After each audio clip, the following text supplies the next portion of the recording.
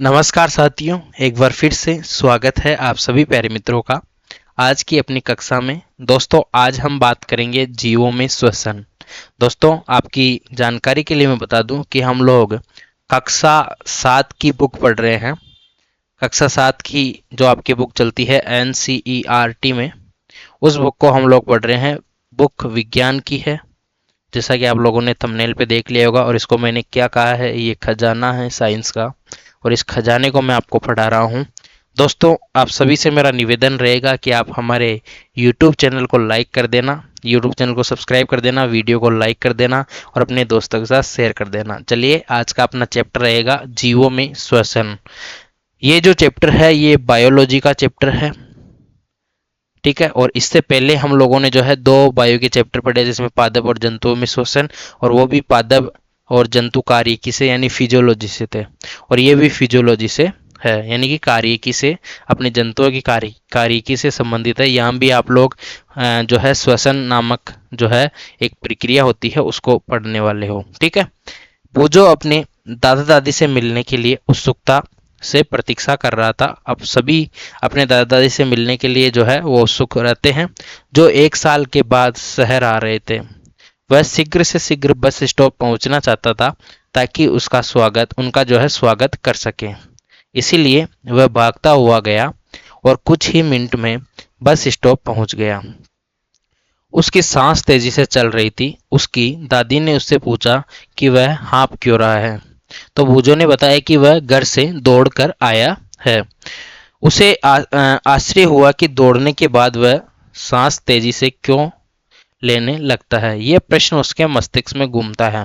अब जब हम लोग छोटे होते हैं, देखो ये पढ़ाने का एक तरीका होता है बच्चों को, और अध्यापक का बहुत ज़्यादा जो है NCERT ने काम सरल कर दिया है। क्यों कर दिया है?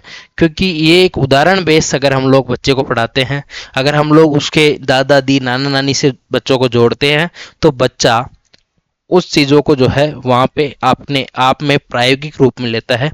और आपको पता है कि प्रैक्टिकल जब भी हम लोग करते हैं वो हमें ज़्यादा लंबे समय तक याद रहता है बजाय किसी थ्योरी पढ़ने के। तो हम लोग भी यहाँ कुछ प्रैक्टिकल्स को पढ़ेंगे, और प्रैक्टिकल्स पढ़ाने का मेरा यही रहता है कि प्रैक्टिकल्स इसमें बहुत ज़्यादा दिए हुए हैं और आपकी ज़िंदगी से जोड़े हुए हैं। जब हम लोग किसी चीज़ को, कहानी, आप लोग फिल्म देखने जाते हो, 3 घंटे की फिल्म की स्टोरी आपको याद रहती है। आप लोग बता सकते हो कि काजल कौन थी, और जो आमिर खान था वो, उसका क्या नाम था कौन सी फिल्म में, है ना। तो ये सब आप लोग बता देते हो। तो इसका कारण यही होता है कि वो जो चीज़ है वो अपने सब कॉन्शियस माइंड में चला जाता है, और उसके बाद हम लोग जब भी उस चीज़ को सोचते हैं तो वो सामने आता है। अध्याय 2 में हम लोगों ने जो है, मैंने आपको बताया था कि सभी जीव जो है वो सूक्ष्म इकाइयों से बने होते हैं, जिन्हें कोशिकाएं कहते हैं। यानी कि सेल्स या कोशिकाएं किन्हें कहते हैं? जो सूक्ष्म, जो आपका शरीर है वो सेल्स से बना होता है, और कोशिकाएं उन्हें कहते हैं। और कोशिका क्या होती है? जीव की सबसे छोटी संरचनात्मक और क्रियात्मक इकाई होती है। संरचनात्मक का मतलब कि आपकी पूरी संरचना का निर्माण, और क्रियात्मक का मतलब जो आपके शरीर के कार्य होते हैं, उन दोनों कार्यों की जो इकाई है, सबसे छोटी इकाई जो है वो आपकी कोशिका होती है। और कोशिका की खोज अगर मैं बताऊं कि कोशिका की खोज किसने की थी, उस दिन भी मैंने बताया था कि कोशिका की खोज की थी रॉबर्ट हुक ने, और की कब थी? 1665 में। कुछ और जानकारियां मैं यहाँ पे देना चाहूंगा जो कि आगे आपकी आएगी कोशिका के बारे में। लिवेन होक ने जो है जीवित कोशिका की खोज की थी, ठीक है। और लिवेन होक ने आपके बैक्टीरिया की खोज भी की थी, जो कि हम लोगों ने पिछली कक्षाओं में पढ़ा है बैक्टीरिया के बारे में। और आपके सूक्ष्म जीवों की जो खोज है वो भी आपके लिवेन होक ने की थी, ठीक है। उसके साथ एक बात और आपको ध्यान रखनी है कि ये कोशिका सिद्धांत जो है वो 2 वैज्ञानिक थे, स्लाइडेन और स्वान, उन्होंने दिया था। जीव की प्रत्येक कोशिका पोषण, ये आपके क्रियात्मक इकाई होने के कारण मैं चीज बता रहा हूँ, जो कार्य होते हैं जीव की, जो प्रत्येक कोशिका है वो किसका काम करती है? पोषण का भी करती है, परिवहन यानी कि ट्रांसपोर्टेशन, उत्सर्जन यानी कि एक्सक्रेशन, और जनन यानी रिप्रोडक्शन। ऐसे कुछ जो वर्क है वो भी आपकी संपादित कौन करती है? कोशिका में कुछ ना कुछ भूमिकाएं रहती है, इसलिए इसको क्रियात्मक इकाई हम लोगों ने कहा, ठीक है। अगर मैं बात करूं इन कार्यों को करने के लिए कोशिका को ऊर्जा की आवश्यकता होती है, यहाँ तक कि हमें खाना खाते अथवा सोते पड़ते समय भी ऊर्जा की आवश्यकता होती है। अब आपको जैसे कोई प्रश्न पूछ लें, क्या हम लोग सोते हैं तब भी आपकी ऊर्जा खर्च होती है? तो आप लोग बोलोगे नहीं नहीं सर, ऐसा थोड़ी होता है, हम तो जब सो जाते हैं तो हम तो बिल्कुल रिलैक्स हो जाते हैं। नहीं, उस टाइम भी आपका शरीर जो है वो ऊर्जा जो है वो अब्जॉर्ब करता है। क्यों करता है? क्योंकि जब आप लोग सो रहे हो तो आपकी श्वास तो चल रही है, आपका दिमाग तो काम करता है, सपने आपके दिमाग में आते हैं, या फिर आपका जो रक्त का जो परिवहन है, यानी बॉडी का जो सर्कुलेशन है वो तो चलता है। उसके साथ हम लोग अगर बात करें कि आपका जो हृदय है, हृदय हार्ट जो है, दिल जो है आपका, वो तो धड़कता रहता है भाई। अब सपने में किसी के लिए भी वो धड़क सकता है, लेकिन वो धड़कता तो रहता है ना। वैसे हृदय जो होता है वो आपके जो है एक प्रकार का यंत्र मान लो, पंप मान लो। आप लोग ये नहीं सोच सकते कि उसमें दिल में कोई रहता है, मेरे दिल, ये सब देखो ये सब बनाई हुई बातें हैं। बाकी अगर साइंस वाले से, किसी बायोलॉजी वाले से पूछे तो बायोलॉजी वाला ये बोलेगा कि दिल नाम की कोई चीज़ होती नहीं। अब वो बोलते ना मेरा दिल दुखाया, अरे आपके हार्ट में पेन थोड़ी हो रहा है, दिल हम लोग बोल देते हैं उसको। लेकिन ये ऊर्जा आती कहाँ से है? ऊर्जा कहाँ से आती है ये हम लोग बता रहे हैं। आप बता सकते हैं कि आपके माता पिता आपसे नियमित रूप से भोजन करने के लिए आग्रह क्यों करते हैं? ठीक है। भोजन में संचित ऊर्जा श्वसन के समय निर्मुक्त होती है। यानी जब भी आप श्वसन करते हो, यानी कि श्वसन करने का मतलब ये है कि आप ऑक्सीजन तो क्या करते हो, O2 तो जो है वो अंदर लेते हो, इंजेक्ट करते हो, और CO2 जो है, CO2 वो क्या करते हो, बाहर निकालते हो। तो CO2 अगर आप लोग आपके शरीर से बाहर निकाल रहे हो और O2 आपके शरीर में ले रहे हो, तो यानी कि वो श्वसन की एक प्रक्रिया है।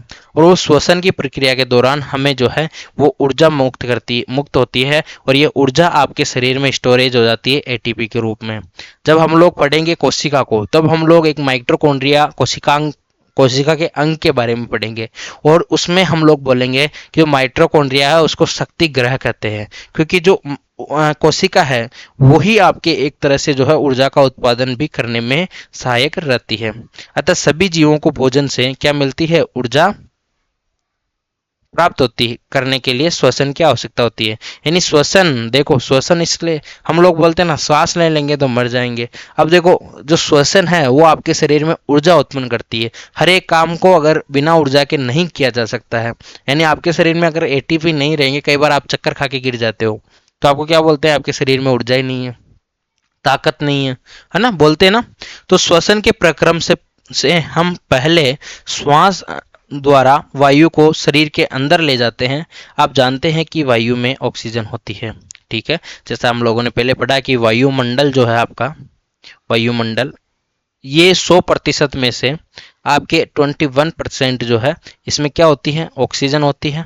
फिर हम लोगों ने ये बोला कि इसमें नाइट्रोजन भी होती है 78%, और फिर कार्बन डाइऑक्साइड भी होती है, ठीक है। फिर हम सांस छोड़ते हुए वायु को शरीर से बाहर निकालते हैं। इस वायु में सांस द्वारा अंदर ली गई वायु की तुलना में कार्बन डाइऑक्साइड की मात्रा अधिक होती है। अब ये नहीं बोल सकते कि हम लोग छोड़ने में कार्बन डाइऑक्साइड भी छोड़ते हैं। हो सकता है कि थोड़ी बहुत ऑक्सीजन जो हमारे शरीर ने ग्रहण नहीं की हो, और हम लोगों ने सांस लिया, और सांस के दौरान हम लोगों ने जो है ऑक्सीजन भी वापस वातावरण में छोड़ दी। तो ऐसा कुछ जरूरी नहीं है। इसीलिए मैं बोल रहा हूँ कि आप जब वायु से ग्रहण करते हो तो वायु में बहुत सारी चीज आती है, लेकिन जो यूज आती है वो केवल और केवल ऑक्सीजन आती है। क्योंकि ऑक्सीजन क्या करती है? आपके शरीर में ऑक्सीजन का जो परिवहन है वो किसके द्वारा होता है? आपके प्लेटलेट्स के द्वारा। और बिना ऑक्सीजन के आपके शरीर में ऊर्जा बन नहीं सकती। तो बिना ऊर्जा बने आपके जो रासायनिक क्रिया होती है आपके शरीर में, जिसके द्वारा ग्लूकोज को जो है वो तोड़ा जाता है। अब ग्लूकोज को तोड़ के फिर आपके क्या बनती है? कार्बन डाइऑक्साइड, और उसके साथ क्या बनती है? ऊर्जा। तो कार्बन डाइऑक्साइड और ऊर्जा बनाने के लिए ऑक्सीजन की आवश्यकता होती है। तो अर्थात यह कार्बन डाइऑक्साइड समृद्ध होती है। जिस वायु को सांस द्वारा अंदर लेते हैं उसमें उपस्थित, देखो ये बोल रहा है, ये नहीं बोल रहा है कि हम ऑक्सीजन को अंदर लेते हैं। ये बोल रहा है जिस वायु को हम अंदर लेते हैं उसमें क्या आती है? ऑक्सीजन होती है। अब ऑक्सीजन कितने प्रतिशत होती है इसका कोई जरूरी नहीं है। आपके वायुमंडल में बहुत सारी अन्य गैसें भी हैं, वो भी आपके शरीर में जाती ही होगी, है ना। अब आप बीड़ी पीने वाले के पास में बैठ जाओ तो क्या हो सकता है कि आपके जो उसका धुएं में जो उपस्थित कार्बन है वो भी आपके शरीर में जाता हो? जब आप बीड़ी पीते हो तो उसके दौरान क्या आपके शरीर में ऑक्सीजन जाती है? नहीं जाती है। तो ऑक्सीजन ही उपयुक्त है आपके शरीर के लिए, इसका मतलब ये है। बाकी हमारे शरीर में अन्य गैसें भी जाती है, हमारे शरीर में सब जाती है, लेकिन जो उपयोगी होती है वो तो आपके ग्रहण कर ली जाती है, और उसके साथ आपके जो ब्लड में आपके जो आपके आरबीसी वगैरह जो होती है वो जो छोड़ती है, आपका शरीर जो छोड़ता है वापस कार्बन डाइऑक्साइड, उसके साथ वो अन्य गैसें भी क्या होती है, बाहर आ जाती है। ठीक है, तो सभी भागों में और अंततः प्रत्येक कोशिका में ले जाया जाता है। यानी कि जो ऑक्सीजन आपके शरीर में गई वो सभी भागों में चली जाती है और हर एक कोशिका में जाती है। ठीक है, कोशिकाओं में ये ऑक्सीजन भोजन के विखंडन में सहायता करती है। यानी कि जो आपका भोजन है, अब भोजन में आपको मैंने बताया कि भोजन में हम लोग कार्बोहाइड्रेट, वसा, प्रोटीन और उसके साथ साथ जो है खनिज, लवण, ऐसे जटिल अणुओं को हम लोग लेते हैं। अब ये जटिल अणु आपके शरीर में ऐसा तो नहीं है कि आपके शरीर में जाके एब्जॉर्ब हो जाएंगे या फिर काम में आ जाएंगे। अब ये जटिल अणुओं को तोड़ने के लिए ऑक्सीजन की आवश्यकता यहाँ होगी। ठीक है, कोशिका में भोजन के विखंडन के प्रक्रम में ऊर्जा मुक्त होती है, इसे कोशिकीय श्वसन कहते हैं, और इसको क्या कहते हैं, सेलुलर रेस्पायरेशन, कोशिकीय श्वसन। यानी कि जो कोशिका में भोजन के विखंडन के प्रक्रम में जो ऊर्जा मुक्त होती है उसे कोशिकीय श्वसन कहते हैं, सेलुलर रेस्पायरेशन कहते हैं। एक बड़ा चैप्टर जब हम लोग बड़ी बड़ी कक्षाओं में पढ़ते हैं, बीएससी करते हैं, एमएससी करते हैं, जब सेलुलर रेस्पायरेशन का बड़ा चैप्टर हम लोग पढ़ते हैं प्यारे मित्रों। ठीक है, उसके बाद हम लोग बात करें, सभी जीवों की कोशिकाओं में कोशिकीय श्वसन होता है।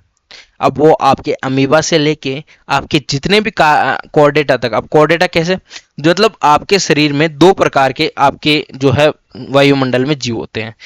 हम लोग एक प्रकार के जीव को नॉन कोर्डेटा बोलते हैं, एक प्रकार के जीव को हम लोग कोर्डेटा बोलते हैं। नॉन कोर्डेटा वे जीव होते हैं जिनमें आपके रीढ़ की हड्डी है, मैं डायरेक्ट ही बता रहा हूं। अब आप लोगों में से कोई कहीं ज्यादा पढ़े लिखे भी हो सकते हैं, वो बोलेंगे सर हम जो है उसको वर्टिबल कॉलम बोलते हैं। ठीक है, सही बात है, लेकिन मैं जिन बच्चों को पढ़ाना चाह रहा हूं उन बच्चों के लिए जो समझाने की सबसे उपयुक्त चीज है, जिनमें रीढ़ की हड्डी होती है उन्हें नॉन कोर्डेटा, जिनमें रीढ़ की हड्डी होती है उन्हें तो कोर्डेटा बोलते हैं। कोर्डेटा में जो आपकी फिश है, जो आपके मेंढक है, जो आपके बंदर है, जो आपके मनुष्य है, ठीक है, उसके साथ साथ बहुत सारे ऐसे जीव जिनके बारे में आपको ज्ञात भी नहीं होगा, क्योंकि अब तक इतनी ज्यादा स्पीसीज या जातियां ज्ञात हो गई है। आप आपके सामने किनको किनको देखते हैं, आप आपके सामने ज्यादा से ज्यादा मैमल्स में आप लोग मनुष्य को देख लेते हो, बंदर को देख लेते हो, रेबिट को देख लेते हो।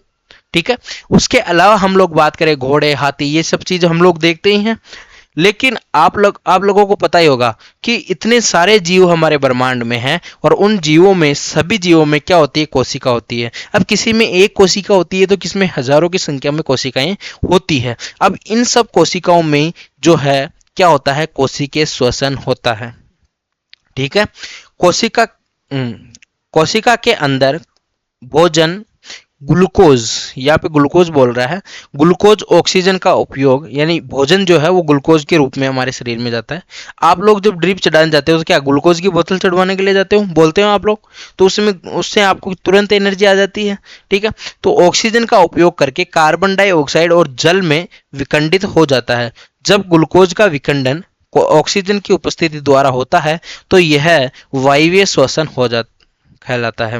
अब देखो, वायवीय और अवायवीय दो प्रकार के श्वसन होते हैं, दोनों को आराम से और ध्यान से सुनना, और मैं दोनों को जो है वो आपके हाईलाइट भी करता हूं। बहुत बहुत इंपॉर्टेंट टर्म है, दोनों ही टर्म को आप लोगों को ध्यान रखनी है। एक टर्म क्या है, जब ग्लूकोज का विखंडन ऑक्सीजन के उपयोग द्वारा होता है तो वह यह वायवीय श्वसन कहलाता है। ठीक है, एक टर्म ये। और एक टर्म क्या हो गई कि ऑक्सीजन की अनुपस्थिति में भी क्या होता है, भोजन का विखंडन होता है, हो सकता है, और यह प्रक्रम क्या कहलाता है, अवायवीय श्वसन कहलाता है। यानी कि श्वसन की दो टर्म याद रखना कि एक टर्म में तो आपके ग्लूकोज का विखंडन, यानी आपके भोजन का जो विखंडन है जिसमें आपके वसा, प्रोटीन, हर एक चीज पाई जाती है, उसका ऑक्सीजन के उपयोग जो है उसका हो रहा है, वहां तो वायवीय श्वसन, और जहां ऑक्सीजन की अनुपस्थिति में भी भोजन का विखंडन हो जाए वो उसको अवायवीय श्वसन हम लोग कहते हैं। भोजन के विखंडन से ऊर्जा निर्मुक्त होती है। अब एक चीज आपको ऐसी बताऊंगा जो कि आपको हर हर समय याद रखनी है प्यारे मित्रों, और ये चीज आपको बहुत बहुत बहुत मदद करने वाली है बड़ी कक्षाओं में। मैं यहाँ ग्लूकोज की बात कर रहा हूं। ये एक समीकरण है, हालांकि ये कोई रासायनिक समीकरण नहीं है। ग्लूकोज जो है वो क्या कर रही है, ऑक्सीजन की उपस्थिति में यानी कि O2 की उपस्थिति में जो है आपके कार्बन डाइऑक्साइड जल और ऊर्जा में टूट रही है। तो यहां से ऊर्जा बनी और ये ऊर्जा संचित होती है एटीपी के रूप में। ठीक है, अब किसी को बताओ, कोई बताओ कि मुझे कि एटीपी की फुल फॉर्म क्या होती है? Adenosine triphosphate. ठीक है, तो ये एक प्रकार का ऊर्जा का अणु है। क्या हुआ? ऊर्जा का अणु। और यहां जो कार्बन डाइऑक्साइड हुई, अब इस कार्बन डाइऑक्साइड को जब हम लोग रक्त परिसंचरण तंत्र पढ़ेंगे, सर्कुलर सिस्टम यानी ब्लड सर्कुलर सिस्टम, उस टाइम में आपको बताऊंगा कि हाँ, जब ऑक्सीजन जब आपके ऊर्जा बन जाती है, ऊर्जा हो जाता है, तब आपके जो CO2 निर्मुक्त होती है, CO2 जो बनती है, उस CO2 को आपके RBC यानी कि जो आपके रक्त कणिकाएं हैं वो परिवहन के द्वारा, ब्लड जो है वो आपके फेफड़ों तक वापस छोड़ेगा, और फेफड़ों तक छोड़ने के बाद फेफड़ों के द्वारा आपके जो लंग्स है उनके द्वारा जो है उस CO2 को बाहर निकाल दिया जाएगा। तो ये एक प्रकार का पूरा प्रक्रम है। हमारे शरीर में हर एक चीज आपस में कनेक्टेड होती है प्यारे मित्रों। आप भोजन करते हो, भोजन देखो सबसे पहले हम लोगों ने पहले चैप्टर में पढ़ा कि हम लोग भोजन करते हैं। अब भोजन का अवशोषण कैसे होता है? देखो, भोजन को हम लोगों ने क्या किया कि भोजन को चबाया। भोजन को चबाने के बाद वो हमारे कहाँ गया? आपके जो है इसोफेगस में गया, उसके बाद आपके पेट में गया, पेट में आपके भोजन का पाचन हुआ, भोजन के पाचन के बाद आपके छोटी आंत में भोजन का क्या हुआ? अवशोषण हुआ। ठीक है, तो वो अवशोषण होने के बाद आपकी प्रत्येक सेल के पास क्या हो गया? भोजन का अणु हो गया। अब उसको तोड़ने के लिए ऑक्सीजन क्या हो सकता है? तो वो ऑक्सीजन आपके कहां से आएगी? वातावरण से आएगी। और वातावरण आपके नोजी, नाक के द्वारा, है ना, जिसको आप लोग बोलते हो ना नोजी, है ना, तो नाक के द्वारा आपके कहां जाएगी? एल्वोलाई से होके आपके फेफड़ों में जाएगी। और आपके फेफड़ों के बाहर एक जाल रहता है, किनका? ब्लड केशिकाओं का, ब्लड वेसल्स का। और ये ब्लड वेसल्स जो है वो एल्वोलाई के द्वारा आपके ऑक्सीजन को खींचेगी। मैं देखो बिल्कुल शॉर्ट में बता रहा हूं, मैं चाहूं तो बिल्कुल डीपली बता सकता हूं, लेकिन आपको समझाने के लिए बता रहा हूं कि ब्लड वेसल्स खींचेगी, और ब्लड वेसल्स जैसे ही ब्लड वेसल्स उस ऑक्सीजन को खींचेगी और O2 को क्या करेगी? उसमें छोड़ देगी। तो ब्लड द्वारा ही तो आपके शरीर में ट्रांसपोर्ट हो रहा है। ठीक है, संभवतः आपको मालूम होगा कि ईस्ट जो कि ईस्ट क्या काम में आता है, पहले ये देख लो। और ईस्ट में पढ़ाता हूं, लेकिन मैं अभी ईस्ट के बारे में कुछ नहीं बताऊंगा। ईस्ट एक प्रकार का एक कोशी के जीव मान लो, या फिर एक प्रकार का जीव मान लो। ईस्ट को हम लोग स्पंज भी बोलते हैं। ठीक है, ईस्ट जो है, ये ईस्ट कहाँ काम में आता है? ये देखो, ईस्ट आपके काम में आता है? आपके जहां बियर बनती है, बियर। ईस्ट कहाँ काम में आता है? जहां आपके बियर बनती है। आप लोगों ने पिज्जा खाया है? पिज्जा या ब्रेड वगैरह का यूज किया है? तो ब्रेड वगैरह बनाने के लिए जो ब्रेड जो बनती है, पिज्जा के नीचे पिज्जा बेस जो बनता है, उसमें भी आपके ईस्ट काम में आता है। आप लोगों ने यूट्यूब पे कई वीडियो देखे होंगे, ईस्ट लेके आओ। तो ईस्ट एक प्रकार का जीव है, सूक्ष्म जीव है, जिनको आप अपने आंखों से नहीं देख सकते हो। ठीक है, जैसे अनेक जीव वायु की, क्योंकि वो बहुत सारे कॉलोनियल होते हैं तो आप देख सकते हो। ठीक है, अनेक जीव वायु की अनुपस्थिति में जीवित रह सकते हैं। यानी ईस्ट के समान ही कई सूक्ष्म जीव या कई प्रकार के जीव जो है आपके वायु की अनुपस्थिति में क्या रहते हैं? जीवित रहते हैं, लिविंग रहते हैं। ऐसे जीव अवायवीय श्वसन के द्वारा ऊर्जा प्राप्त करते हैं। यानी जहां अवायवीय श्वसन होगा वो बिना ऑक्सीजन के जो है जीवित रहेंगे, और इन्हें अवायवीय जीव कहते हैं। इसे कौन से जीव कहते हैं? एनएरोबिक जीव कहते हैं। कैसा? एनएरोबिक। ठीक है, ऑक्सीजन जो है उसकी अनुपस्थिति में ग्लूकोज, अब देखो ऑक्सीजन की अनुपस्थिति में क्या बनाएंगे? एल्कोहल बनाएंगे, और क्या बनाएंगे? कार्बन डाइऑक्साइड में विखंडित हो जाएंगे, जैसा कि निम्न समीकरण द्वारा। यहाँ पे O2 जो है वो एब्सेंट है, अनुपस्थित है। ठीक है, आप ये ध्यान रखना। अब देखो ईस्ट के बारे में, एक कोशी के जीव है। ईस्ट अवायवीय रूप से श्वसन करते हैं। इस प्रक्रिया के समय एल्कोहल निर्मित करते हैं, और इसका उपयोग शराब या वाइन बियर बनाने में किया जाता है। ठीक है, तो ग्लूकोज ऑक्सीजन की अनुपस्थिति में अल्कोहल और कार्बन डाइऑक्साइड में तोड़ता है और वहां भी ऊर्जा मुक्त होती है, तो उन्हें अवायवीय जीव या एनारोबिक जीव भी कहते हैं। अब आगे बात करते हैं हमारी पेशी। आज थोड़ी सी कक्षा बड़ी लगेगी आपको, लेकिन चीज को समझने के लिए, क्योंकि आगे बड़े बड़े चैप्टर रहेंगे। जब तक हम लोग इन चीजों को समझेंगे नहीं, आगे नहीं बढ़ सकते हैं। प्यारे मित्रों, आप लोग मुझे गालियां देना, लेकिन मैं इसी प्रकार से पढ़ाऊंगा, क्योंकि ये चीज पढ़ाने का एक तरीका होता है। अगर मैं इस चीज को पढ़ा रहा हूं, आप लोग इसके द्वारा अर्निंग भी कर सकते हो। कैसे कर सकते हो बताओ? जैसे मान लो आप लोगों ने मेरा ये पाठ पढ़ाया हुआ अच्छे से समझा और मैं पूरी सीरीज चला रहा हूँ, आप विज्ञान के स्टूडेंट है और विज्ञान के स्टूडेंट नहीं भी है, तो भी आप लोग क्या करेंगे? रिज्यूमे लगाएंगे। ठीक है, अब ये रिज्यूमे आप किसी स्कूल में लगा लो और स्कूल में जाके बोलो, मैम मैं आराम से विज्ञान पढ़ा सकता हूँ, आप मेरी वीडियो देख के जाओ और विज्ञान पढ़ाओ बच्चों को। अगर आप लोगों ने मेरे तरीके से विज्ञान पढ़ाना सिखा दिया, बच्चों को क्रियाकलाप के द्वारा समझा दिया, तो बच्चे 100% खुश होंगे, आपको अच्छी सैलरी मिलेगी। ध्यान रखना, ठीक है? ये तो देखो बेसिक चीजें बतानी पड़ती है ना।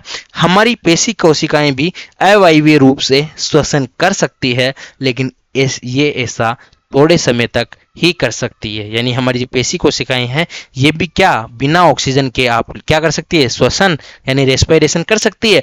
लेकिन लेकिन लेकिन लेकिन ये कुछ सम टाइम तक ही जो है ये कर सकती है। वास्तव में यह प्रक्रम उस समय होता है जब ऑक्सीजन की अस्थायी रूप से कमी हो जाती है। बहुत देर तक व्यायाम करने, तेजी से दौड़ने, कई घंटे टहलने, साइकिल चलाने, भारी वजन उठाने जैसे अनेक कार्यों के लिए अधिक ऊर्जा की आवश्यकता होती है। लेकिन ऊर्जा उत्पन्न करने के लिए हमारे शरीर को ऑक्सीजन की आपूर्ति कौन करता है? सीमित होती है। ऐसी स्थिति में पेशी कोशिकाएं अवायवीय श्वसन द्वारा ऊर्जा की अतिरिक्त मांग को पूरा करती है। बोल क्या? एक मिनट, ये क्या बोल रहा है? क्या बोल रहा है? देखो कि अपन जो है साइकिल चलाते हैं, टहलते हैं, भारी वजन उठाते हैं, ये सब जब हम लोग काम करते हैं, दौड़ते हैं, जिम जाते हैं, है ना, तो ऊर्जा उत्पन्न करने के लिए हमारी शरीर को ऑक्सीजन की आपूर्ति जो है वो सीमित हो जाती है। तो ऐसी स्थिति में जो आपकी पेशी कोशिकाएं जो है वो अवायवीय श्वसन करती है, लेकिन सम टाइम तक करती है। ध्यान रखना, ज्यादा देर तक नहीं करती। तो ये अवायवीय श्वसन करके ऊर्जा की अतिरिक्त मांग को पूरा करता है। यानी अपने शरीर में अगर किसी को कोई अगर आपके डैमेज का कंट्रोल करना है, तो वो अपने शरीर के पास ही है, लेकिन वो कुछ समय तक होता है। एक बार के लिए आपके जो है थोड़ी बहुत ऊर्जा की आवश्यकता होगी, तो ये पूरा कर देगा। ठीक है, तो ग्लूकोज जो है पेशी में ये ऑक्सीजन की उपस्थिति में लैक्टिक एसिड बनाता है। लैक्टिक एसिड कहाँ पाया जाता है? दही में, लेकिन आपकी हड्डियों में भी लैक्टिक एसिड पाया जाता है। और क्या बनेगी? ऊर्जा बनेगी। समझ रहे हो? क्या आपने कभी सोचा है कि अत्यधिक व्यायाम करने के बाद आपकी पेशियों में एंटन क्यों आ जाता है? एंटन तब होता है जब पेशियां अवायवीय रूप से श्वसन करती है। इस प्रक्रम में ग्लूकोज के आंशिक विखंडन से लैक्टिक एसिड और कार्बन डाइऑक्साइड बनती है। ये बोल रहा है कि आप लोग अधिक व्यायाम करते हो तो आपकी जो पेशियां हैं उनमें एंटन आ जाती है। एंटन मतलब तनाव। तनाव यानी कि आपकी जो पेशियां हैं वो थोड़ी बहुत दर्द करने लग जाती है और थोड़ी सी ऐसा लगता है कि यार मेरे तो एक दिन आप लोग जिम जाओ और 5-5 किलो के 5 डंबल उठा लो, 5 से बार कर लो, ओहो आपने तो, अरे यार आज तो मेरे डोले बन गए, है ना। और फिर वो रात को दर्द करते हैं, घर्राते हैं। तो वो क्यों होता है? वो अवायवीय रूप से जब हम लोग आपकी पेशियां श्वसन करती है, ठीक है, तो वहां हमारे जो शरीर में है वो लैक्टिक एसिड हो जाता है। और मैं आपको बता दूं इसका इलाज भी इसमें दिया हुआ है।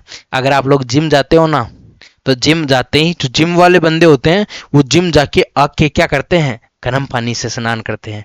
और गर्म पानी से स्नान करने के दौरान और मालिश करवाने के बाद जो है वो आपकी जो है शरीर में रक्त संचरण बन जाता है, ब्लड का सर्कुलेशन जो है वो बढ़ जाता है। और ब्लड सर्कुलेशन के दौरान, सर्कुलेशन मतलब समझ रहे हो? आपके शरीर में जैसे सर्कुलेशन बढ़ेगा तो तेजी से आप लोग ऑक्सीजन लोगे, और तेजी से ऑक्सीजन लोगे तो वो ऑक्सीजन की कमी जो है वो कौन पूरी कर देगा? आपका शरीर। और आपका शरीर जैसे इस ऑक्सीजन की पूरी आपूर्ति जो है आपके शरीर में बढ़ जाएगी, पेशियों में वो जाएगा, आपकी पेशी कोशिकाओं में जाएगा, तो आपके शरीर में आसानी से जो है उसके रिलीफ मिल जाएगा और लैक्टिक एसिड को क्या कर देंगे? विखंडित कर देंगे। ठीक है, अब हम लोग श्वसन पढ़ने वाले हैं।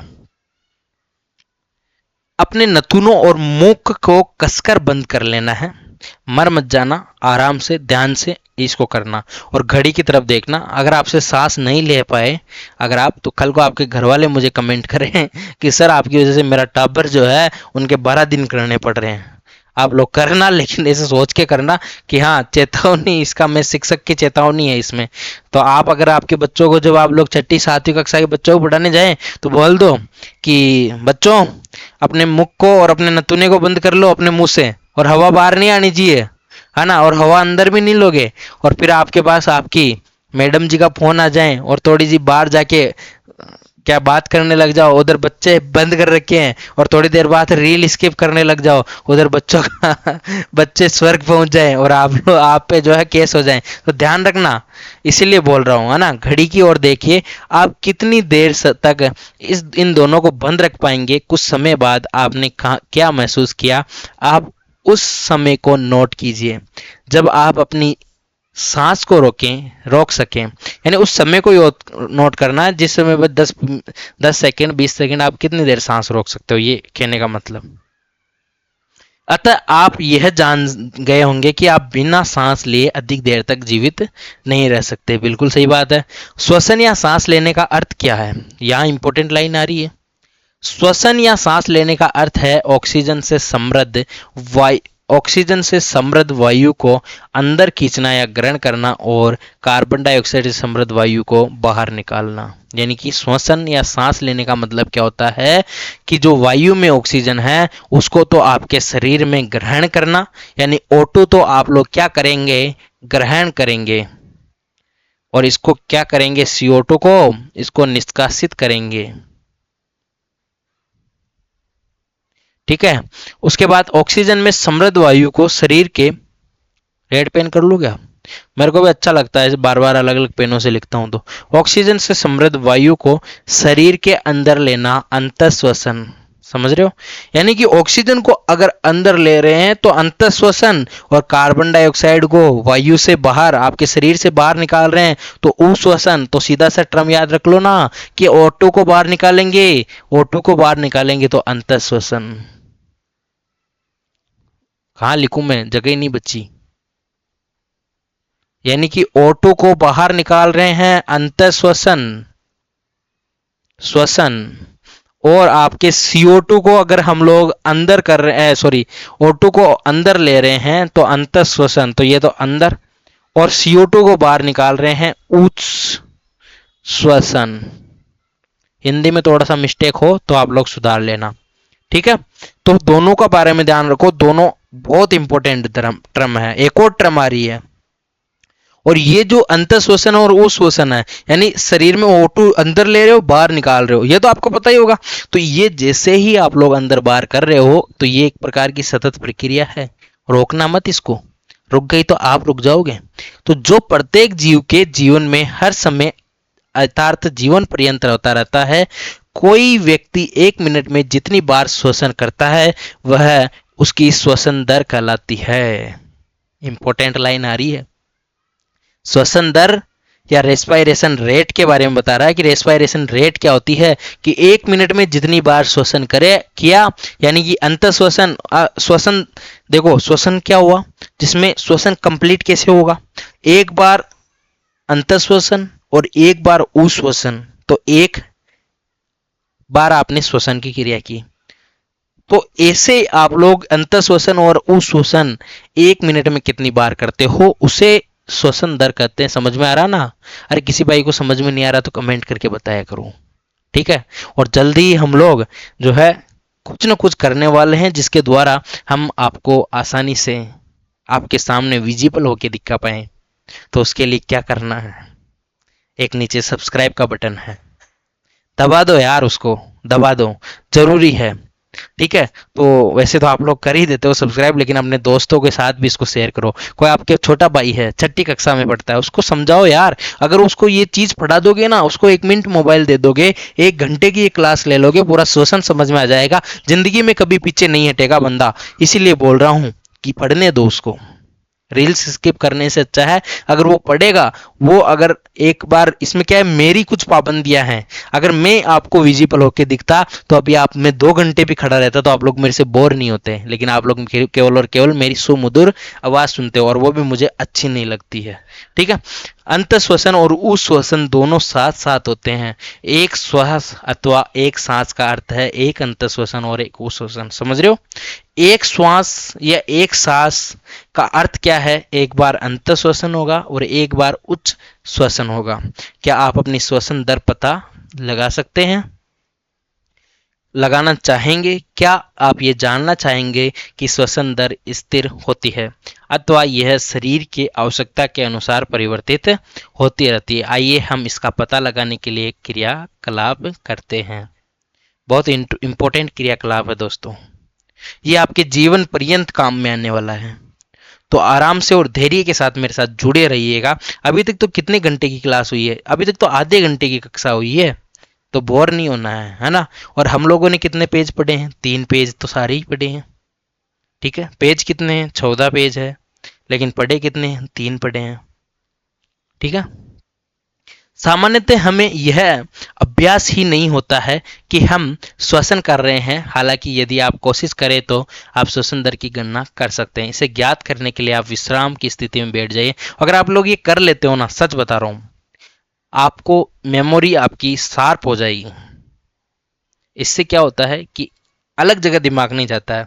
आप लोग पर डे 1 घंटे मेरे कहने से किसी पार्क में जाके बैठो और शांति से वहां जाके बैठ जाओ बिना मोबाइल के। ठीक है, क्योंकि लाइफ लाइन तो अपना मोबाइल हो गया है ना? और मेरे साथ भी ऐसा ही होता है। ठीक है, तो जो खुद तो श्रीमान बैंगन खाए दूसरों को परहेज बताए, मैं वैसा नहीं हूं। तो मैं बता रहा हूं ना आपको कि मैं भी ऐसा ही करता हूं। लेकिन मैं आपको बता दूं कि अगर हम लोग आपस में साथ में मिलके हम ऐसे बैठे, हम लोग योगा करने जाते हैं, प्राणायाम करते हैं, उसमें क्या होता है, अगर हम हमारी 1 घंटे तक सांस की गणना कर लें, कितनी इस बार सांस में ले रहा हूं, कितनी बार छोड़ रहा हूं, कॉपी में लिखते जाएं, आपकी मेमोरी 1 मंथ में शार्प हो जाएगी। आप लोग बोलोगे सर मुझे तो हर चीज याद रहती है। पता लगाइए कि आप 1 मिनट में कितनी बार सांस अंदर लेते हैं, लेकिन उसके साथ आपको घड़ी, स्टॉप वॉच चलते रहनी चाहिए इधर। ठीक है, कितनी बार बाहर निकालते हैं, और इधर उधर दिमाग नहीं भटकना चाहिए, उसके लिए जरूरी है। और ये बहुत डिफिकल्ट चीज है। मैं बोल रहा हूँ, आप 15 मिनट नहीं बैठ सकते हैं। 15 मिनट आप लोग सांस की गणना नहीं कर सकते। कल मेरे कहने से करके देखना सब। ठीक है, क्या आप उतनी ही बार अंत श्वसन करते हैं जितनी बार उश्वसन करते हैं? आप तेज चलने और दौड़ने के बाद श्वसन दर, थोड़ा यहाँ रबड़ से लिखा रखा है, मिटा देता हूं।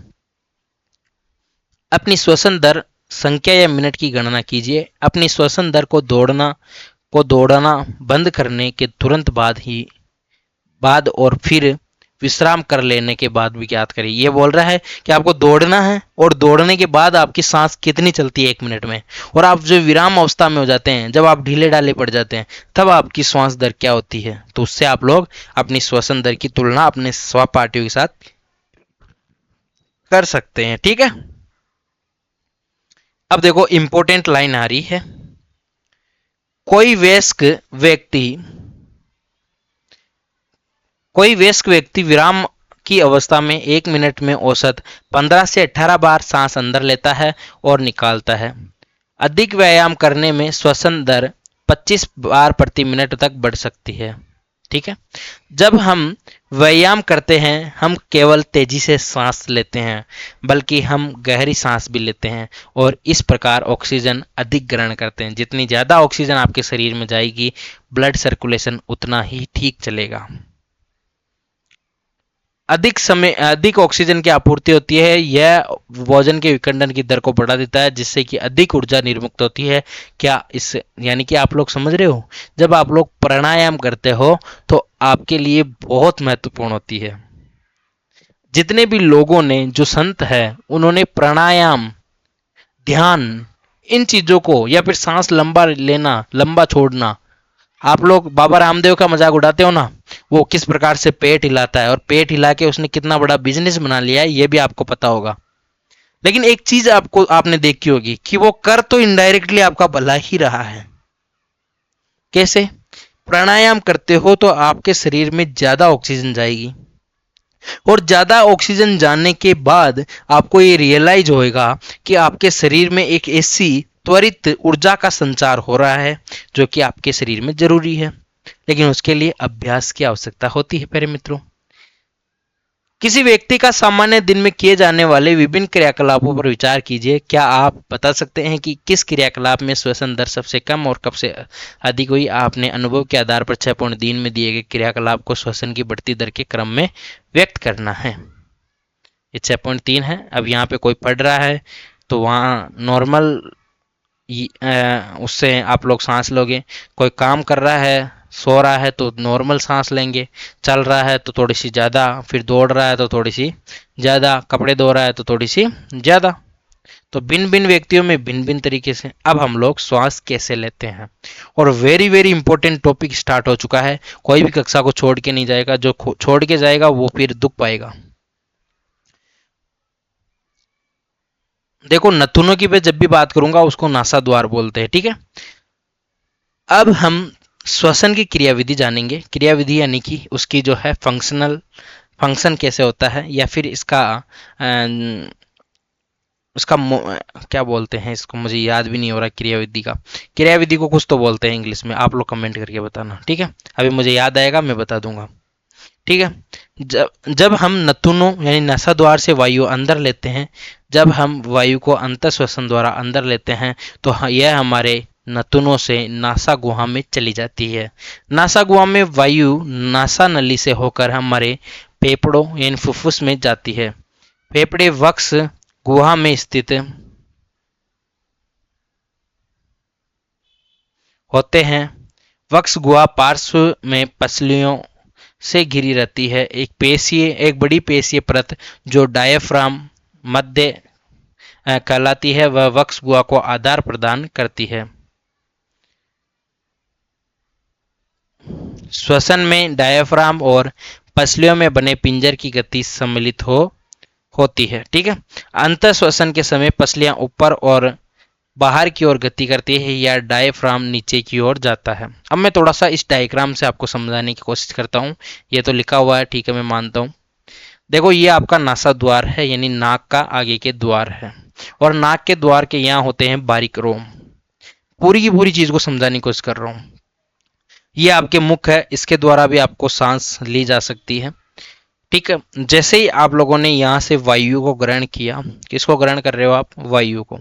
वायु को जैसे ही इंजेक्ट करोगे, यहाँ पे जो बारीक रोम होंगे उनके द्वारा धूल और कण को रोक लिया जाएगा, और वायु कहाँ चली जाएगी? मैं ब्लैक पेन से समझाने की कोशिश करता हूँ। वायु अंदर जाएगी, वायु अंदर जाएगी, और अंदर जाने के बाद आपके किससे टकराएगी? ग्रसनी में जाएगी, और ग्रसनी के यहाँ होता है एपिग्लोटिस। एपिग्लोटिस जिसको हम लोग घाटी ढक्कन बोलते हैं, जिसमें जो खुल जाता है और आपके कहाँ चला जाता है? सब सांस लेते हैं तो सांस या फिर वायु जो है वो आपके किस में चली जाती है? श्वास नली में। और श्वास नली और यहाँ पे भोजन नली दो होती है। श्वास नली में आपकी श्वास चली जाती है, उसके बाद आपकी यहाँ पे जो है फेफड़े होते हैं। फेफड़ों के बाहर जो है ये एक संरचना होती है जो पसलियां होती है, हड्डी नुमा संरचना पसलियां होती है, और पसलियों के ठीक नीचे ये जो संरचना होती है इसे डायफ्राम कहते हैं। जब जब हम लोग श्वास छोड़ेंगे तो डायफ्राम सिकुड़ेगा, और जब हम श्वास लेंगे तो डायफ्राम फूलेगा, ठीक है। यहाँ श्वास नली से जाके ये एल्वोलाई होती है, ठीक है। ये आप लोग बाद में और भी समझना। तो ये फेफड़े होते हैं, फेफड़े के बाहर जो है शिराओं धमनियों का जाल रहता है, ठीक है। आप लोग बस इतना समझो। गति करता है, यह हमारी वक्ष गुहा के आयतन को बढ़ा देता है। वक्ष गुहा किसे कहेंगे? जो आपकी ये वाली जो गुहा है, या फिर ये वाला जो आपके वक्ष यानी कि आपके सामने वाला भाग, तो वक्ष गुहा है, उसका आयतन बढ़ा देता है, ठीक है। और वायु फेफड़ों में आ जाती है। फेफड़े वायु से बढ़ जाते हैं। उस श्वसन के समय पसलियां नीचे की ओर जाती है, यानी जब आप लोग सांस लोगे तो पसलियां फूलेगी। जब आप सांस अंदर जो है अगर सांस छोड़ोगे तो पसलियां सिकुड़ोगी, ठीक है। जबकि डायफ्राम ऊपर की ओर अपनी पूर्व स्थिति में आ जाता है, जिससे वक्ष गुहा का आयतन कम हो जाता है। इस कारण जो ये वक्ष गुहा किसे कहेंगे? आप पूरी इस जगह को वक्ष गुहा कहेंगे, ठीक है, ठीक है। वायु फेफड़ों के बाहर धकेल दी जाती है। कुछ चीज बोल रहा है कि हमारे आसपास की वायु में अनेक प्रकार के अवांछित कण, धूल, धूम्र, परागकण आदि होते हैं। जब आप संतत श्वसन करते हैं तो ये कण हमारी नासा गुहा में उपस्थित, मैंने अभी बताया, रोमों में फंस जाते हैं।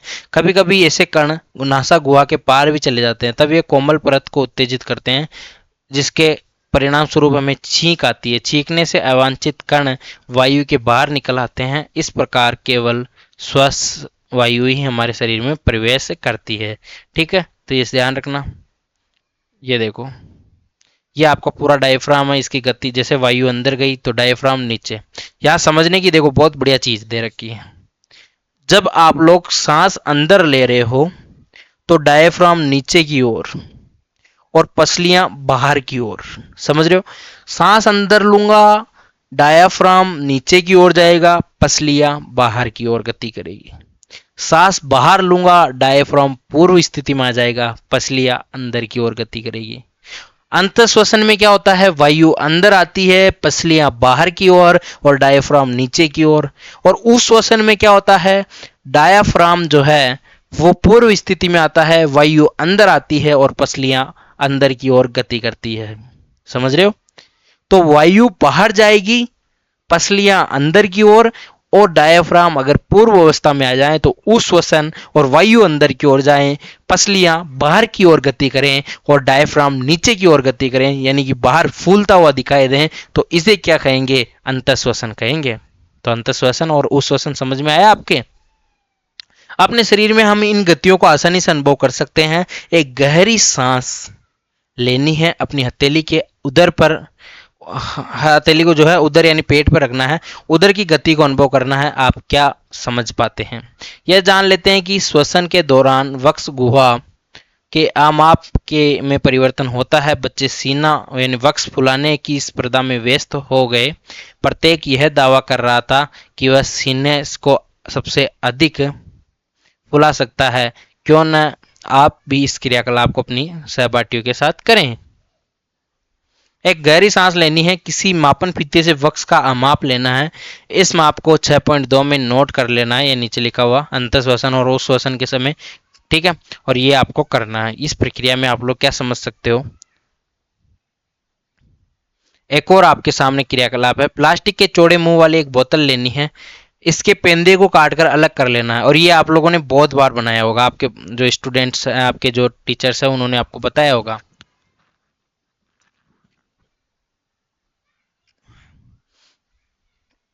वाई के आकार की वाई के आकार की कांच अथवा प्लास्टिक की एक नली लेनी है। बोतल के ढक्कन में एक ऐसा छिद्र करना है जिससे यह नली आसानी से निकल जाए। नली के साकित सिरे पर 2 गुब्बारे बिना फूले हुए लगा दीजिए। नली को चित्र 6.7 के अनुसार बोतल में लगा देना है। अब बोतल का ढक्कन लगा देना है तथा उसे इस प्रकार सील बंद कर देना है कि वह वायु अवरुद्ध हो जाए। बोतल के खुले पेंदे पर रबड़ अथवा प्लास्टिक की एक पतली सीट तानकर किसी रबड़ बैंड की सहायता से बांध देना है। फेफड़ों में होने वाले प्रसार को समझने के लिए रबड़ की परत को पकड़कर आधार के नीचे की ओर खींचिए और गुब्बारे को देखिए। इसके बाद रबड़ की परत को ऊपर की ओर धकेलिए और गुब्बारों को देखिए। क्या आपको गुब्बारों में कोई परिवर्तन दिखाई दिया? इसने क्या किया? एक बोतल बनाई और बोतल के नीचे जो है वो क्या लगा दिया? काट के एक गुब्बारा या रबड़ की सीट लगा दी, रबड़ की सीट लगा दी। और यहाँ 2 गुब्बारे इन्होंने पेपड़ों के भांति बांध दी, एक नली यहाँ पे लगा दी और छोटा सा होल कर दिया यहाँ पे। जैसे इसको हम लोग खींचेंगे तो गुब्बारे क्या होंगे? फूलेंगे। और जैसे ही ये अंदर जाएगा तो गुब्बारे क्या होंगे? सिकुड़ेंगे। तो इससे हम लोग समझ सकते हैं कि ये उस श्वसन की, अंत श्वसन की प्रक्रिया कौन सी है? ये वाली। और उस श्वसन की प्रक्रिया कौन सी है? ये वाली। तो उस श्वसन और अंत श्वसन समझ में और आ जाएगा आपको। इससे आप अपने बच्चों के साथ, अपने छोटे छोटे बच्चों के साथ भी ये चीज समझा सकते हो। उस श्वसन में बाहर, हम उस श्वसन में बाहर क्यों निकालते हैं? उस श्वसन में बाहर क्या निकालते हैं? कोई पतली स्वच्छ प्रकनली लेनी है, इसमें कार्क लगा हो। यदि प्रकनली उपलब्ध ना हो तो आप कांच का क्या ले सकते हो? या प्लास्टिक की बोतल भी ले सकते हो। प्रकनली में थोड़ा सा ताजा बना चूने का पानी डालना है। प्लास्टिक की एक स्ट्रॉ नली को प्रकनली में इस प्रकार डालना है कि वह चूने के पानी में डूब जाए। अब स्ट्रॉ के सहारे धीरे धीरे चूने के पानी में फूंक मारना है। क्या चूने के पानी में कोई परिवर्तन दिखाई देता है? आपने इसे अध्याय 5 में किए गए अध्ययन के आधार पर समझा सकते हैं। आप जानते होंगे कि हम जिस वायु का अंतःश्वसन करते हैं अथवा उश्वसन करते हैं वह अनेक गैसों का मिश्रण होती है। जैसे अंतःश्वसन और उच्छ्वसित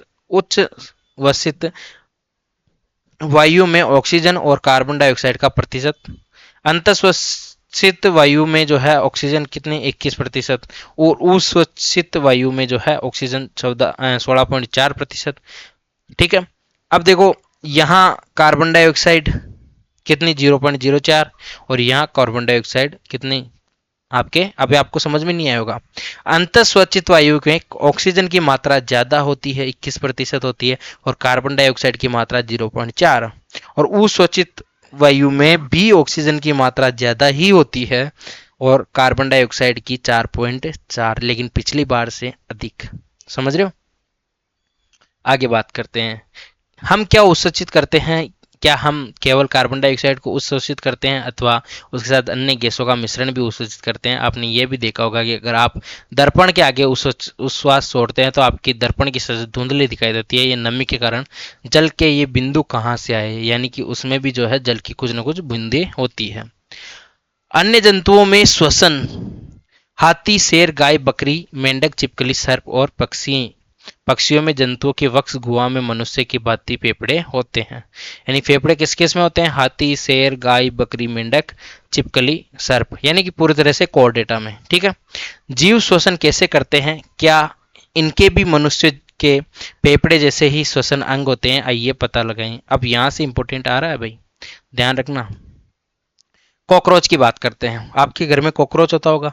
कॉकरोच के शरीर के पार्श्व भाग में छोटे छोटे छिद्र होते हैं। यहाँ पे ये पार्श्व भाग है। एक दो प्रकार के भाग होते हैं, एक होता है वेंट्रल सरफेस और एक होता है कौन सा? दो प्रकार के जो है सरफेस होती है, वेंट्रल सरफेस और एक कौन सी होती है बताओ? तो कॉकरोच के शरीर में पार्श्व भाग जो होता है वेंट्रल सरफेस में छोटे छोटे छिद्र होते हैं। अन्य कीटों के शरीर में भी इस प्रकार के छिद्र होते हैं। ये छिद्र श्वास रंध्र कहलाते हैं। ठीक है, एक अधर सतह होता है और एक पार्श्व सतह होती है। ठीक है, अधर और पार्श्व दो सतह होती है। कीटों में गैस के विनिमय के लिए वायु नलिका का जाल बिछा होता है जो श्वास प्रणाली या वातक कहलाते हैं। तो इसमें किसके द्वारा? वातक के द्वारा। ऑक्सीजन समृद्ध वायु श्वास रंध्रों से श्वास नालों में जाकर शरीर के ऊतकों में विसरित होती है और शरीर की प्रत्येक कोशिका में पहुंचती है। इसी प्रकार कोशिकाओं से कार्बन डाइऑक्साइड श्वास नालों में आती है और श्वास रंध्रों से बाहर निकल जाती है। श्वास नाल अथवा श्वास प्रणाल केवल कीटों में ही पाए जाते हैं। जंतुओं के अन्य समूह में ऐसी व्यवस्था नहीं पाई जाती है। केंचुए की बात कर रहा हूं। कक्षा 6 के अध्याय 6 में आपने ये पढ़ा था कि केंचुए अपनी त्वचा से श्वसन करते हैं। केंचुए की त्वचा स्पर्श करने पर आर्द्र और श्लेष्म में प्रतीत होती है। इसमें गैसों का आवागमन आसानी से हो जाता है। यद्यपि मेंढक में मनुष्य की भांति फेफड़े होते हैं तथापि वे अपनी त्वचा से भी क्या करते हैं? रेस्पिरेशन या श्वसन करते हैं, जो आर्द्र और क्या होते हैं? श्लेष्मीय होते हैं। क्या हम जल में श्वसन कर सकते हैं तथा जीवित रह सकते हैं? ऐसे अनेक जीव हैं जो जल में रहते हैं और वे जल में ही क्या करते हैं? श्वसन करते हैं। और कक्षा 6 में इसके बारे में हमने पढ़ा था कि मछलियों में क्लोम या गिल्स पाए जाते हैं और क्लोम जो है वो जल में घुली हुई ऑक्सीजन का उपयोग करके उनकी सहायता से क्या करते हैं? आपके उपयोग करते हैं किसका? ऑक्सीजन का। तो क्लोम त्वचा के बाहर की ओर निकलते होते हैं।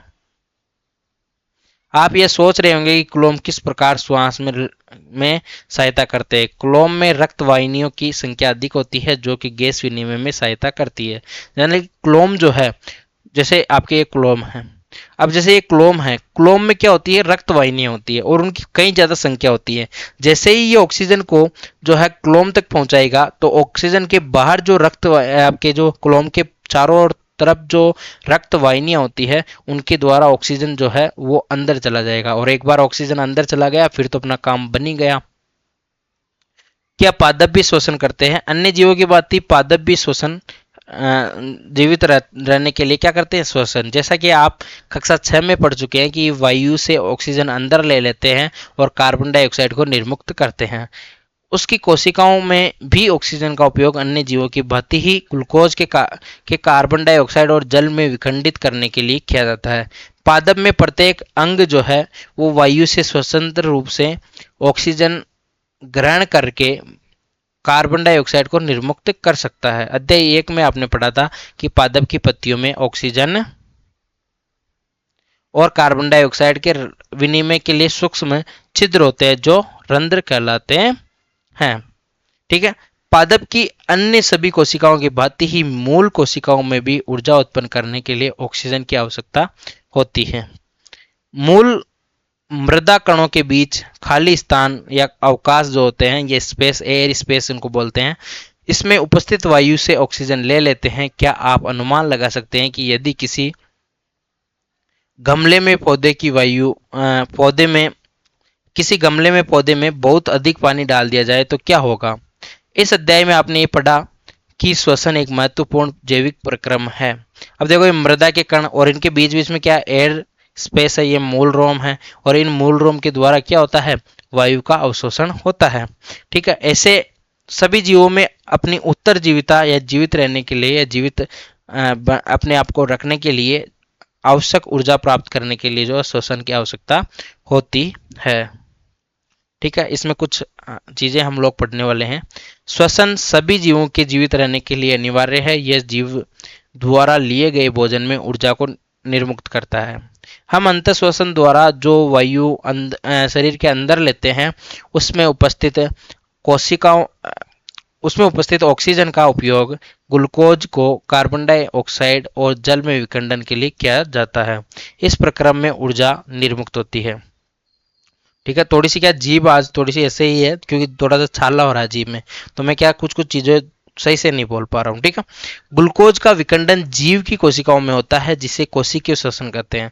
मैंने बोला कि जो जीव की कोशिकाओं में जो ग्लूकोज का विखंडन होगा, जो जिसमें ऑक्सीजन उपस्थित होगी, उसे कोशिकीय श्वसन कहेंगे। ठीक है। जो कोशिकाओं में श्वसन होता है उसे क्या कहते हैं? कोशिकीय श्वसन, सेलुलर रेस्पिरेशन। यदि भोजन जो है ऑक्सीजन के उपयोग द्वारा विखंडित होता है तो यह वायवीय श्वसन कहलाता है, जिसे एरोबिक कहते हैं, और विखंडन ऑक्सीजन की अनुपस्थिति में होता है तो इसे अवायवीय श्वसन कहते हैं। अत्यधिक व्यायाम करते समय जब हमारी पेशी कोशिकाओं में ऑक्सीजन की आपूर्ति अपर्याप्त होती है तब भोजन का विखंडन अवायवीय श्वसन द्वारा होता है। सांस लेना श्वसन प्रक्रम का एक चरण है जिसमें जीव ऑक्सीजन समृद्ध वायु को शरीर के अंदर लेता है, कार्बन डाइऑक्साइड समृद्ध वायु को जो है बाहर निकालता है। गैसों के विनिमय के लिए विभिन्न जीवों के श्वसन अंग भिन्न होते हैं। अंतःश्वसन और निःश्वसन के समय हमारे फेफड़े विस्तारित होते हैं, उस श्वसन के समय ये अपनी मूल अवस्था में आ जाते हैं।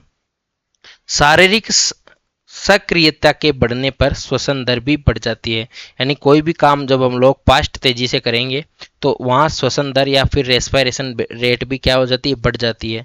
और गाय, भैंस, कुत्ते, बिल्ली, हाथी, इन सब में जो है श्वसन अंग कैसा होता है? मानव के समान ही। और केंचुए में जो है गैसों का विनिमय किसके द्वारा होता है? उसके आर्द्र त्वचा के माध्यम से।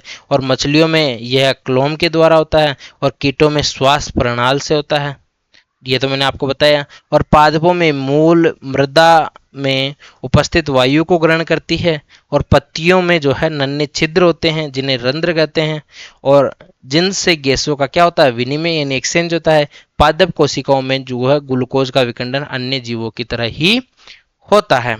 ठीक है। तो हम लोगों ने बात की आज कक्षा 7 के चैप्टर नंबर 6 की, जिसको मैंने अच्छी तरह से आपको समझाने की कोशिश की। आज मेरे जीभ में थोड़ा सा प्रॉब्लम था तो मैं थोड़ा सा उस हिसाब से बोल नहीं पाया। बाकी मैंने अपनी तरफ से पूरी चीज़ समझाने की कोशिश की और आज की कक्षा थोड़ी सी बड़ी भी हो गई। आज की लगभग 54 मिनट या 55 मिनट की कक्षा हो जाएगी। ये कक्षा ख़त्म करते करते आप सभी को मैं बताना चाहूँगा कि हमारे यूट्यूब चैनल के साथ साथ हमारी जो है वेबसाइट भी है। और वेबसाइट किस हिसाब से जाओगे आप लोग इस वेब पे, आप लोग अगर सर्च करते हो prabodhclasses.in तो उसके माध्यम से आप लोग हमारी वेबसाइट पे जा सकते हो और बहुत सारी चीज़ें वहाँ पे पढ़ने योग्य आपको मिलेगी। इसके अलावा हमारे पास टेलीग्राम चैनल भी है और आपके पास ज़रूरी सूचना भी आ जाएगी कि हम लोग कब क्या करने वाले हैं। इसके लिए आप हमारी कम्युनिटी टैब को जो है वो लगातार जो है ऑब्जर्व करते रहें। साथ में आप हमारे चैनल को अगर अभी तक आप लोगों ने सब्सक्राइब नहीं किया है तो कर लें, क्योंकि वो सब्सक्राइब करने के साथ ही आपको बहुत सारी चीज़ें समझ में आएगी। जल्दी मैं आपके लिए एक सीरीज लाने वाला हूं जिसमें आपके एनसीईआरटी के वन लाइनर प्रश्न रहेंगे और उन वन लाइनर प्रश्न के माध्यम से आप किसी भी एग्ज़ाम को जो है क्वालिफाई कर सकते हो। लेकिन उसके लिए आपको थोड़ी सी मेरे साथ मेहनत करनी पड़ेगी। आप लोग जितना ज़्यादा प्यार दोगे उतना ही ज़्यादा हम लोग जो है आपको आउटपुट निकाल के देंगे। मिलते किसी और अन्य कक्षा में, तब तक के लिए राम राम सा शुभ दिन। जय हिंद, जय भारत।